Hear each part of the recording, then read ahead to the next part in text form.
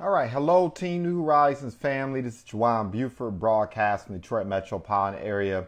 Really on 10 about an enrollment that I just conducted with a gentleman who attended our B2B Business Solutions webcast this past Thursday. And his feedback was absolutely invaluable. It was inspiring to hear, number one, why he chose to participate in our Business Solutions webcast. Number two, what benefits he derived from it, and why he felt so comfortable working not with me, but with us. And I thought that was key. So often, you're training from or you're trying to teach individuals how to leverage these calls from the standpoint of an associate, right? And how you see it as a seasoned associate. But I said, you know what, I'm gonna do this differently. I'm actually going to share with the team exactly what he shared with me. So we had a gentleman whom I had forwarded some information to about the webcast. I completely forgot about it. I had sent out some emails and whatnot, and I very rarely expect anyone to, quite frankly, respond to an email about our webcast. I just don't, right? I know that at the end of the day, you need to invite 5 individuals for one to attend. So if you want 3 people, 15 people need to commit to coming. It is what it is. Typically 1 out of 5 actually participate. Sometimes 2 out of 5, right? But when we're talking about emails, talking about sending out just emails, like unannounced emails, number one, if they even look at the email, you're fortunate for that. But then look at the email, read the email, click the email, and say, hey, I'm participating. I was kind of surprised by that. But he said a couple things. He said, number one, and hopefully you follow these key points, right? Without me prompting him, by the way, he shared why he decided to do business and acquire the service. He shared the number one, that the information that was being dispensed, right, about the service itself, about our Business Solutions membership. He said the number one, that it was very valuable to him because he had already, as an entrepreneur starting out, he's been in business for about 2 years, but really started taking his business seriously over the last 2-3 months or so. He said that he had already begun the process of spending monies. So he realized at a certain point in his business that he needed what I would refer to as technical assistance. So he started realizing, hey, I need marketing support. I need tools to grow my business. He articulated how he had already spent money trying to secure the services of a CPA, and he kind of hinted at the expense associated with it. He recently, for the last week or two, which is called a clue, right? Because sometimes timing does matter. That's why you need to be repeatedly exposing individuals. But he said within the last week or two that he attempted to contact an attorney to review a document, a marketing agreement that he had struck between some individuals who were designing his website. And he had some other things that were going on. But the bottom line is he had turned the corner. He had made the decision that it was time to start investing in his business, right?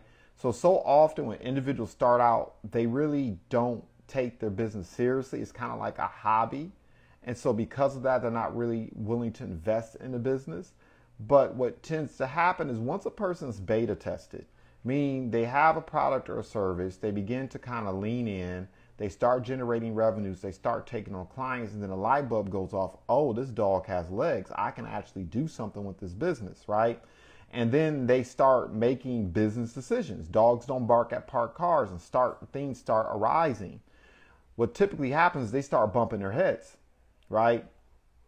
And it's at that stage that our plan, it becomes just transparent how beneficial it is, right?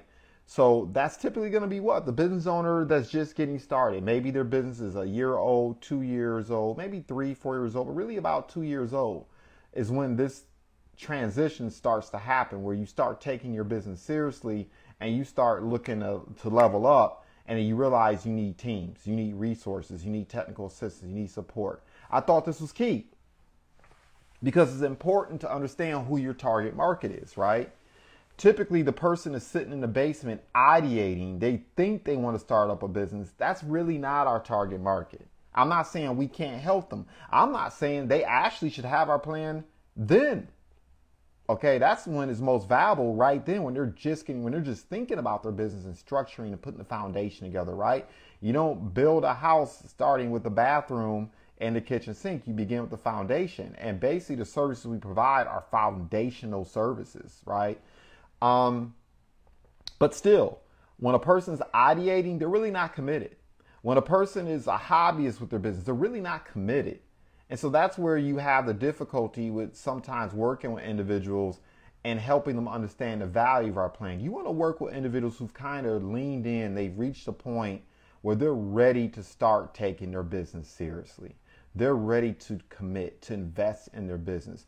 They also typically are reaching a stage in their business where they're ready to grow from a team of me to a team of we. So they need to take on that first contractor. They start securing vendors. They start considering, should I pay someone 1099 or W-2, right?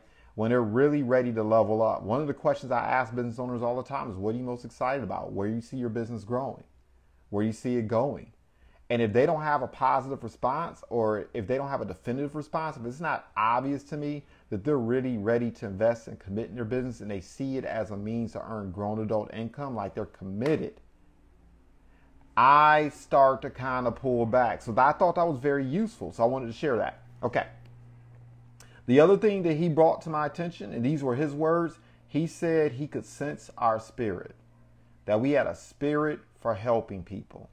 He made mention of the fact that when I shared our objective is to help over 10,000 families level up and grow and build their businesses so they can take care of their families, take control of their kitchen tables, be influencers in their community, and help their communities level up by being able to hire and by being able to invest in their communities. And that entrepreneurs have in my opinion, I didn't say this, but in my opinion, we have a responsibility. But when I said to have a mission to do that, he said that sold him.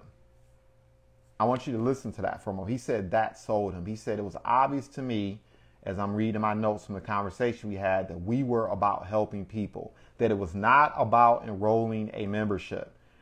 He said he took note of the fact that I didn't say our goal was to enroll 10,000 people and have 10,000 people sign up and 10,000 clients. But he says what caught his attention, I said our responsibility, our goal is to help 10,000 business owners level up, build thriving, successful businesses that are scaling and growing and having an impact in their community and people's lives. I thought that was so important. So important, right? These are like gems. These are huge nuggets, right? Because this is the reason why he saw value in our service, and also is why he's also inclined to refer people to it. He mentioned that as well. I was like, oh yeah. Okay, anyway, moving on. This is the other thing he said. He said he was looking at the quality of the people. And you've heard me say this time and time again, right? That's why I encourage people, particularly team members, leaders lead. And how you determine if you're a leader, oftentimes it's just a matter of simply how you show up, right? That's why I'm a huge proponent of individuals showing up on the webcast, smiling, eyeballs, teeth, leaning in, right? Engaged. He said he watched that. He watched me, but he also watched Ms. Wells in particular. This matters, right? If you want your business to thrive and grow, if you want that webcast to be even more effective than it already is, I mean, I think we had 100%. I think I had a communication with Mr. Rush. I think over the last couple weeks, definitely in the last 4 weeks, we've had like a 75% closing ratio. Yeah, you're hearing that correctly. 75% of individuals who jumped on our B2B webcast have closed. And I'm telling you, they pay. I mean, that's pretty effective, right? Anyway, and I'm telling you, part of the reason is because people show up on webcasts. They show up at live events, oftentimes to inventory the people. And the fact that we were leaned in, that we were excited, we were smiling, we were engaged, he said that caught his attention. He said, y'all look like quality people. He said, you look like real entrepreneurs. You like you're really having success. You're really enjoying what you're doing. That was powerful. That's the other reason why he felt really good, right? Keep in mind, oftentimes when you're inviting people into these spaces, they may know you, but everyone else is a stranger to them, right? And so, look, we do it all the time. We're human beings. We're mammals. We can't help ourselves. We make split-second decisions, right?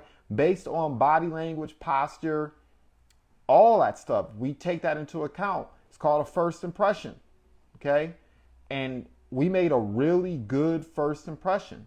So, look, these things matter. And this is one of the reasons why he decided to participate. He said, look, I can tell that you all had experience.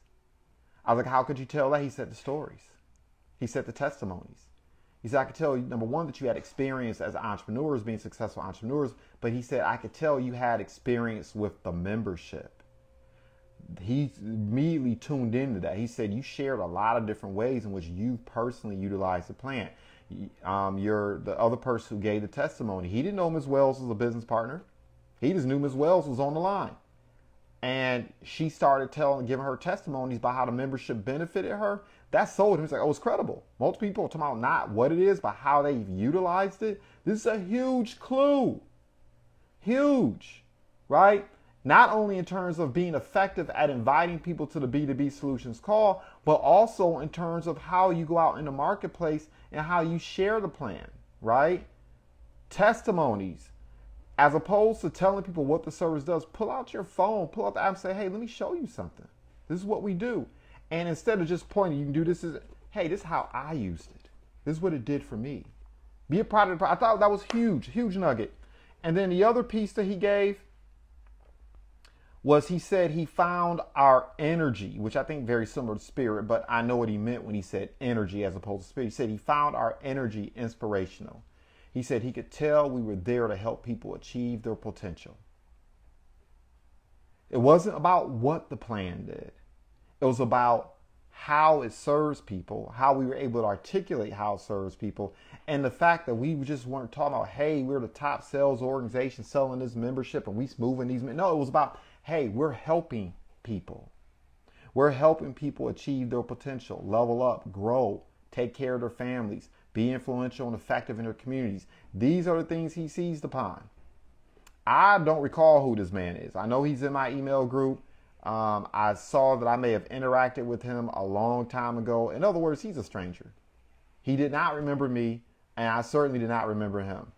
But so I thought it was very, very, very informative, the feedback he gave, right? And notice, this is an enrollment. I didn't just jump right into the enrollment. I wanted to hear what he had to say. People don't care how much you know, and sometimes they don't even care how effective you are until they know how much you care. And that's another thing. I was willing to listen to him and hear him talk about the things that matter most to him in his business. And so it was easy to set the follow-up to make sure that, we onboard him correctly. And I know referrals are going to come for that relationship. Matter of fact, he intimated on 3 or 4 different occasions because of the spirit and energy and how we showed up, that he's thinking about other individuals between now and we meet again to help him onboard that he can refer. And keep in mind, that also opens the door to what? We leave the membership, we invite to the opportunity. If he's going to give me referrals, think about it. Those of us who are successful as Legal Shield entrepreneurs, as PPLSI entrepreneurs, what do we all have in common? We are fans of the membership, and we're such fans, we're such advocates of it, we're willing to share with others. That's what a successful Legal Shield entrepreneur is. At least, and at our essence, we're individuals who love, who appreciate and want to benefit from the service ourselves, and we want to see other people level up as well. So that means he's a potential associate. So, wrapping this up, right? There's multiple ways to skin a cat. This is the way I make invitations, and this is how I keep it consistent with what he shared. See, oftentimes, I know we're talking about what it is, but I can tell you most of the individuals whom I've successfully invited to conference calls, and you all know I'm a belly-to-belly, eyeball-to-eyeball person. That's how I get most of my business done. But I see the value of leveraging the webcasts and the calls too, right? Because the 30 minutes that I spend one-on-one, I can have 10 people hearing that 30-minute presentation. That's more effective use of time, which is why I still make the invitations. And when I make the invitations to the conference call, this is what it sounds like on average. If I'm calling up Miss Wells, or I'm extending an invitation to Miss Shardea Johnson or Miss Kanika Hubbard or Mr. Jamar Rush, whoever the case would be, The invitation was solid, but like, I called Jamar. Hey, what's up, Jamar? He's gonna say, hey, what's up? You got a moment? Cool. Look, man, I've always been looking for something that I could use to help me level up as an entrepreneur and achieve success. And I'm really excited about some resources that fell into my lap that I learned about. And it's been a godsend to my business, my family. I know you're an entrepreneur as well. And I just felt remiss if I didn't share it with you. Look, there's a webcast taking place this upcoming Thursday at 6 p.m. And look, number one, are you available during that time? You see yourself being free? Do you have some space available, bandwidth available Thursday? Okay, great. So look, man, the entrepreneurs on that webcast have had tremendous success. Down to earth, they've helped a lot of people just moving in the right direction. Iron sharpens iron. And so I'm so excited, number one, to participate in it. But I figured, why not extend the invitation to you? They share resources to help people grow, expand, and protect their business interests. Great energy. And once again, iron sharpens iron. It's a great opportunity not only to learn about some resources and help you level up, but also make some valuable connections as well. You owe it to yourself, man. Do you have 20, 30 minutes, right? But notice what the value prop is. Notice what the carrot is that I'm hanging out. It's not just the service alone. It's the networks. It's the relationships. Understand that entrepreneurs and business owners in particular, those of us who understand the game, we're always looking to network with other entrepreneurs and business owners who are leveling up. So understanding that it's about the resources, understanding it's about learning about the company, but it's also about edifying the people who are going to be on the webcast and then us showing up with the right spirit. It's huge, particularly in the B2B market. Okay. With that being said, everyone have a fantastic evening. I celebrate success in advance. Goodbye for now.